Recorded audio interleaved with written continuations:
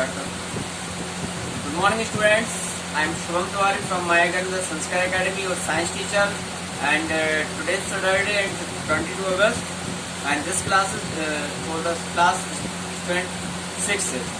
और विद्यार्थियों, अभी तक मैं फिर कहना चाहूँगा कि यदि आपने अभी मेरे चैनल को सब्सक्राइब या लाइक और शेयर नहीं किया हुआ है तो अधिक से अधिक संख्या में सब्सक्राइब और लाइक और शेयर करें ताकि आपके साथ साथ और लोग भी इस स्टडी का लाभ ले सकें। विद्यार्थियों, आज की इस कक्षा में आज आपका जो टॉपिक है वह है पृथक्करण की विधियों में आपका ऊर्ध्वपातन और संचटीकरण और निथारना। तो पिछली वीडियो क्लास में जैसा कि मैंने आप सभी से बात किया था, फटकना ओसाना क्या कहलाता है, थ्रेसिंग करना और बीनना चालना क्या कहलाता है। तो विद्यार्थियों, कल मैंने आप सभी से क्लास में जो पृथक्करण की विधियों में बात किया था, ठोस पदार्थों को कैसे पृथक्करण करते हैं, तो मैंने कल आपसे चर्चा की थी फटकना ओसाना किसे कहते हैं और थ्रेसिंग करना तो आप सभी लोग जानते ही हैं कि जब अनाज पक जाते हैं तो अनाजों को सुखा करके और लोग पहले के समय में क्या करते थे, जो गठरी होती थी उसको इकट्ठा कर लेते थे और उसको पत्थर से पीट करके अनाज के दानों को उससे अलग कर दिया जाता था। इसको थ्रेसिंग करना कहते थे। परंतु आज के समय में एक आधुनिक मशीन आ चुकी है, थ्रेसर, जिसे हम लोग जानते हैं। तो आज इस मशीन के माध्यम से थ्रेसिंग सभी लोग अनाज को करते हैं। तीसरी बात है बीनना और चालना। तो इसे आपने आपको बताया था कि बीनना किसे कहते हैं, चालना किसे कहते हैं। आज जो बात करते हैं पृथक्करण की, ऊर्ध्वपातन की। जो विद्यार्थी ऊर्ध्वपातन क्या कहलाता है, आइए इसको समझेंगे और इससे किस प्रकार के मिश्रणों के अवयवों को हम अलग करते हैं, आइए इस बार आज हम चर्चा करेंगे। चलिए, तो सबसे पहले बात करते हैं ऊर्ध्वपातन क्या कहलाता है। तो विद्यार्थी, ऊर्ध्वपातन क्या कहलाता है, जब किसी ठोस पदार्थ से हम उसे गर्म करते हैं, गर्म करने के पश्चात वो बिना द्रव अवस्था में परिवर्तित हुए सीधा गैसीय अवस्था में परिवर्तित हो जाता है और इसी प्रकार से जब वह वाष्प में बदल जाता है, वाष्प से सीधा फिर ठोस में आ जाता है, इस क्रिया को हम ऊर्ध्वपातन कहते हैं। तो विद्यार्थियों, यहाँ पर हमने देखा कि ऊर्ध्वपातन किसे कहते हैं। तो सबसे पहले बात, अब इसमें किस प्रकार के मिश्रण को हम करते हैं, तो यहाँ पर हमने एक एग्जाम्पल लिया, साधारण नमक और यहाँ पर कपूर का, साधारण नमक और कपूर का मिश्रण लिया है। आइए इस मिश्रण से हम कपूर और नमक को कैसे अलग अलग करेंगे, चलिए आइए देखते हैं प्रैक्टिकल की तरह से। तो विद्यार्थी, यहाँ पर प्रैक्टिकल के थ्रू हम देखते हैं, जैसा कि आप बुक में देख रहे हैं। चूंकि यहाँ पर मेरे पास अभी बोर्ड उपलब्ध नहीं है, चूंकि हम लोग स्कूल में नहीं है, तो यहीं से हमें समझना होगा। आप लोग भी अपनी बुक को ओपन कर लीजिएगा और इस क्रिया को देखिएगा। तो देखिए, यहाँ पर जिस प्रकार से आप देख रहे हैं, ये जो चित्र का जो समायोजन किया हुआ है, ये एक यहाँ पे स्टैंड है, ये आपका वर्नर है, ठीक है। यहाँ पे इसके बाद ये यहाँ पे जाली नुमा एक तस्तरी रखी हुई है। इसके बाद ये एक कटोरा प्याली रखी है, इसमें उल्टी कीप को रखा गया है। अब इसके बाद आइए इस प्याली में जो मिश्रण है वो आपका कपूर और नमक का मिश्रण है। तो यहाँ से ये लैंप आप देख रहे हैं, यहाँ पे ज्वाला टाइप की दिखाई दे रही है आपको। तो यहाँ से ये लौ निकल रही है और लौ से क्या हो रहा है, ये प्याली गर्म हो रही है, इसका का मिश्रण। और गर्म होने के पश्चात इसमें देखिए वाष्प सीधा ऊपर उठता हुआ यहाँ पर आपको दिखाई दे रहा होगा। तो आइए इसको कैसे हम लोग समायोजित करते हैं। तो कांच की प्याली में हम सबसे पहले कपूर और साधारण नमक को मिक्स कर लेते हैं। अब एक कीप को एक फिल्टर पत्र लगा होता है, ठीक है, एक कीप होता है, फिल्टर पेपर उस पर लगा होता है, कागज के जैसा होता है। इसको हम उल्टा करके कीप को यहाँ रख देते हैं। उल्टा करके रखने के बाद कीप की पतली नली के ऊपरी सिरे पर थोड़ी भीगी हुई रुई को रख देते हैं। तो यहाँ पर ये जो दिखाई दे रहा है, भीगी हुई रुई को रख दिया इन्होंने। पानी से भीगी रुई के बाहरी भाग में लपेट देते हैं। अब प्याली को, जिससे कि चित्र है, इस प्रकार से इसको हम व्यवस्थित कर लेते हैं। व्यवस्थित करने के पश्चात अब हम प्याली को धीरे धीरे क्या करते हैं, गर्म करते हैं। गर्म करने पर क्या होता है कि मिश्रण भी हमारा गर्म होता है। चूंकि आपने देखा होगा कि ऊष्मा का आदान प्रदान होता है, तो यहाँ पर जैसी प्याली गर्म होगी वैसे ही मिश्रण भी गर्म होगा यहाँ पे। और मिश्रण जब गर्म होगा तो उसमें से वाष्प निकलना प्रारंभ हो जाएगा, जो कि धुआं के रूप में उठने लगेंगे।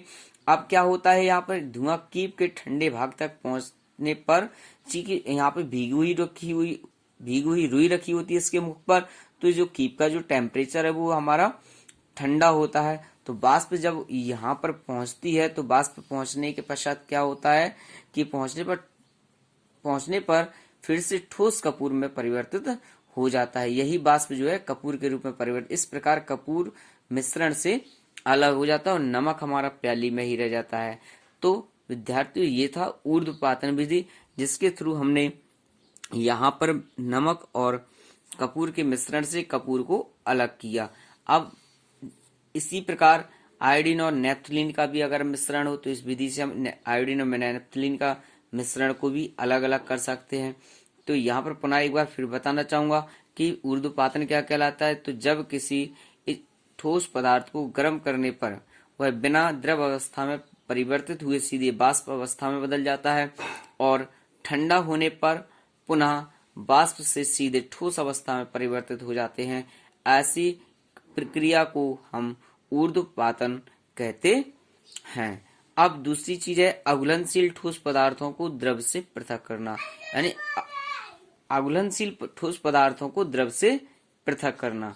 यानी अघुलनशील वे पदार्थ जो जल में नहीं घुलते हैं, जैसे कि कंकड़ पत्थर हो गया, बालू के कण हो गए। तो इस प्रकार की जो वस्तुएं हैं, पदार्थ हैं, वो हमारे जल में नहीं घुलते हैं, परंतु अब इन वस्तुओं को हमें जल से, उनके विलयन से अलग करना है। तो तलछटीकरण और निथारना किसे कहते हैं। तो दो प्रिय विद्यार्थियों, यहाँ पर हम आपको बताएं कि जैसे कि हमने एक मिश्रण लिया बालू का और जल का, तो बालू और जल का मिश्रण लेने पर क्या किया हमने, यहाँ पर आप देख रहे होंगे कि ये देखिए, ये निथारने की क्रिया का यहाँ पे एग्जाम्पल और चित्र बनाया गया है। तो जब इस प्रकार के मिश्रण को आप हिला दीजिएगा तो वो मिक्स हो जाएंगे। फिर कुछ देर के लिए अगर आप इस जल के मिश्रण को रख दें तो कुछ देर के पश्चात आप देखते हैं कि धीरे धीरे जो बालू या कंकड़ पत्थर के कण होते हैं वो उस बर्तन की तली में जाकर के बैठ जाते हैं। तो बैठ जाने के पश्चात क्या होता है, वो एकत्रित हो जाते हैं तली में जाकर के। तो इस क्रिया को कहते हैं तलछटीकरण। अब निथारना किसे कहते हैं। फिर पानी को हम छन्नी के माध्यम से या वैसे ही किसी अन्य दूसरे पदार्थ पात्र में, बर्तन में डाल देते हैं। तो इस क्रिया को कहते हैं निथारना। समझ में आ गया विद्यार्थियों। तो तलछटीकरण और निथारना किसे कहते हैं। तो तलछटीकरण और निथारने के साथ साथ अघुलनशील जो ठोस पदार्थ होते हैं उन्हें हम द्रव पदार्थों से अलग कर सकते हैं। ठीक है, चाय बनने के पश्चात उसका जो रस होता है वो उसमें घुल जाता है, परंतु उसके जो दाने होते हैं वो उसमें नहीं घुल पाते हैं, बाकी तो सभी पदार्थ घुल जाते हैं। इसके बाद चाय बनने के बाद उसको आपने देखा होगा सभी लोग छन्नी से छान करके कप या गिलासों में छान करके उसका यूज करते हैं। तो इस क्रिया को हम छानना कहते हैं। तो जब द्रव में अघुलनशील पदार्थ के मिश्रण को घटक छान कर पृथक किया जाता है। इसके बाद जैसे कि नींबू का रस आपने देखा होगा, नींबू का जब शरबत बनाते हैं तो उसके जो बीज होते हैं या उसके जो आंतरिक जो उसमें छूचने टाइप के लगे होते हैं तो वो भी जल में गिर जाते हैं। उसको छानने के लिए हम उसका प्रयोग करते हैं, छानन क्रिया का। इसके बाद तीसरा है अपकेंद्रण विधि। आपने देखा होगा, सभी लोग जानते हैं कि दही घी जो निकाला जाता है मट्ठा से, तो आपने देखा घर में सबके यहाँ मट्ठा भाया जाता होगा। तो इस क्रिया को हम अपकेंद्रण विधि कहते हैं।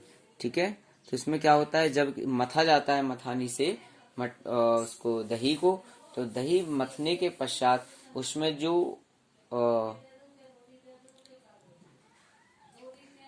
चिकनाई होती है तो वह जो है ऊपर ऊपर आ जाते हैं क्रीम के रूप में, और उसको वो लोग हाथ से इकट्ठा करके किसी बर्तन में रख लेते हैं, और रखने के पश्चात नीचे नीचे जो हिस्सा शेष बचता है वो हमारा छाछ कहलाता है।